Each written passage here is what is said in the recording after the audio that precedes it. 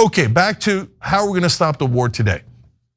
So originally I had a plan where I was gonna go on with a right winger and ask for him to pick their champion, and I was gonna pick our champion. Not because I'm the guy who has the credibility to pick it, etc. Forget about me, I'm totally irrelevant.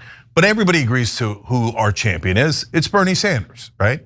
But, and I'm positive that whoever it was on the right would have picked Tom Massie. And it turns out they're already champions. They don't need us to nominate them. They already did it without anybody asking them, introducing bills to stop this war in the House and in the Senate. Okay, so step one's already done. Look, by the way, getting anyone to be opposed to war in Congress is a very hard ask. Like when Bernie used to do it like decades ago, he was like sometimes the only person in Congress. Barbara Lee on Afghanistan was literally the only vote, right?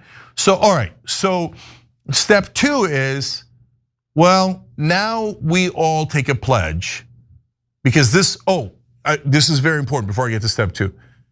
They have to do a vote on this. War powers resolution cannot be blocked by the president because it checks the president's power.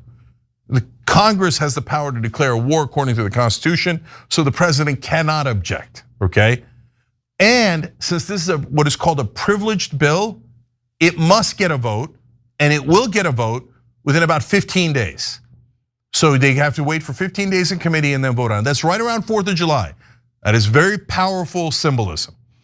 And they're all gonna have to go on the record, okay? So step two is we all take a pledge to never, ever vote for anyone who votes for this war.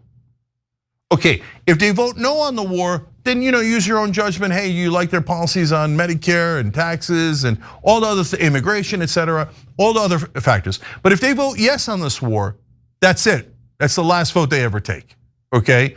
Now, are we going to be able to muster up enough people to do that? I don't know, but I'm gonna go around the country and try to find out, okay?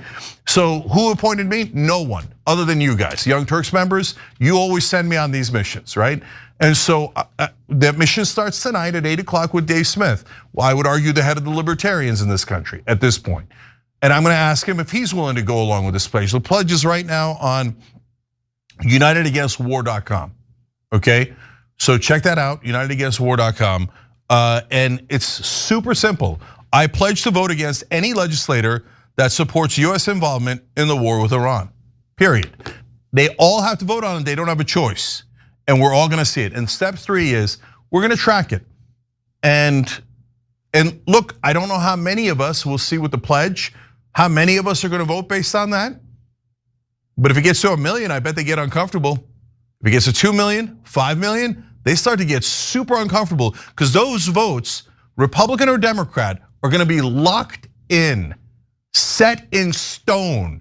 You vote to get America into war, that's the last goddamn vote you're gonna take.